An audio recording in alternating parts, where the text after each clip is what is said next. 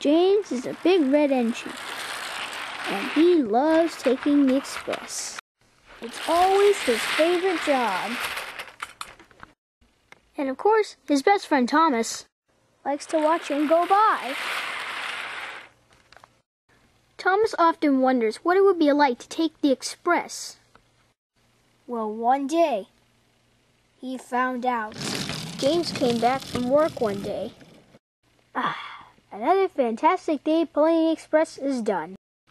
Hey, you know, James, sometimes I've always been kind of wondering what it would be like to take the express. You have? Well, I'll tell you, it's really heavy. I don't think even you could pull it. Are you saying you think I can't pull the express? I mean, that's exactly what I'm saying. Fine, well, then, I'm gonna pull the express tomorrow and you know it. How about this? Tomorrow at dawn, you are going to take 3 express coaches all the way from Knapford Station to Brendam Docks. You're on.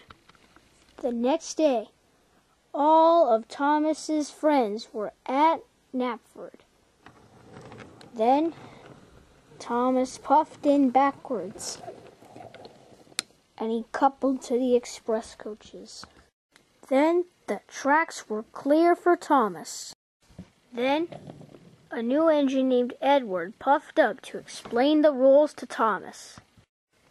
You will take 1 track around the island.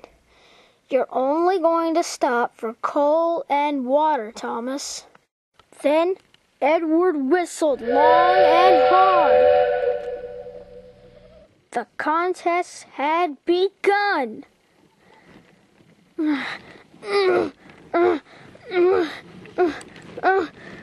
Thomas pulled the coaches out of the station. Percy, Henry, and Gordon were all excited. They blew their whistles and yelled out, "Good luck, Thomas!" Thomas huffed round the island. He clickety-clacked along the tracks. He wheeshed through tunnels. And he huffed up hills. The coaches rolled and rattled. They raced and they roared. Thomas huffed and puffed. He heaved and he hauled.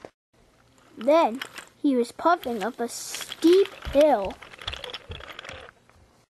He was puffing and panting and his axles ached. And at last, he reached the top.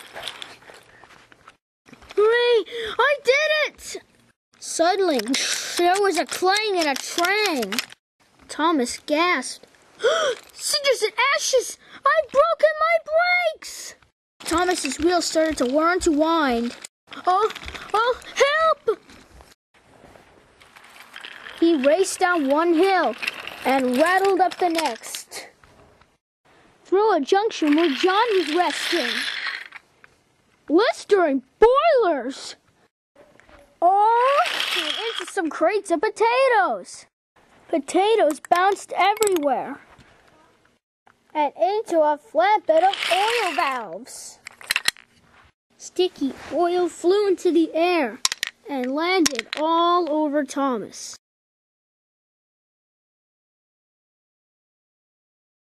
And found himself rolling along an old rickety branch line. Up ahead, Thomas could see a thick wall of bushes. Fenders and funnels, how could I stop?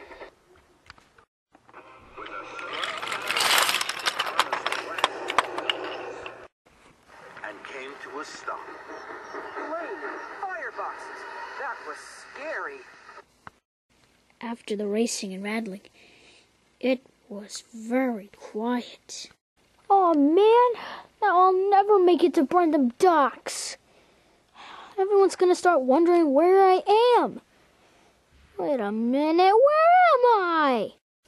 All Thomas could see was a very strange tunnel. Then he heard a voice. Hello? Thomas looked around. There was no one there. He waited, hardly daring to puff. Hello? The voice seems to be coming from the bushes. Then Thomas puffed into the strange tunnel. Then he coupled to something. What's this I found? He quickly pulled the strange thing right out of the tunnel. What he had was a very old tram engine. Hello. Too bad your brakes failed. Doesn't that always happen when you're on a hill?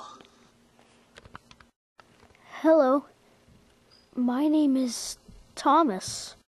My name is Toby. Please help me. I've been broken down for years. I was the first engine here. Please, take me to the repairs. I will.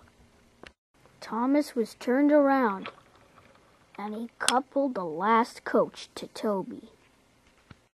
And then he huffed away with Toby. Thomas left his coaches at the coachyard, and then he arrived at Brendam Docks with Toby coupled behind. The engines gasped. My, will you look at that, said Edward. Thomas actually did it, and he found a new engine. Actually, Edward, this is a tram engine. His name is Toby. He's special. Now, if you'll excuse me, I'm going to take Toby to the works. And Thomas huffed away with Toby. The next day, all of the engines were gathered at the repair yards waiting for Toby. Then he chuffed out looking as good as new. A big number 7 was painted on his side, and a skirt covered his wheels. Toby looked splendid. The engines gasped. Then Thomas puffed up. You look splendid, Toby. Sir Topham Hatt will be very excited to have you as part of his railway. Yes, he will. He'll be very excited. Thomas was right. He was excited to have Toby as part of his railway. Toby was even given his own shed. And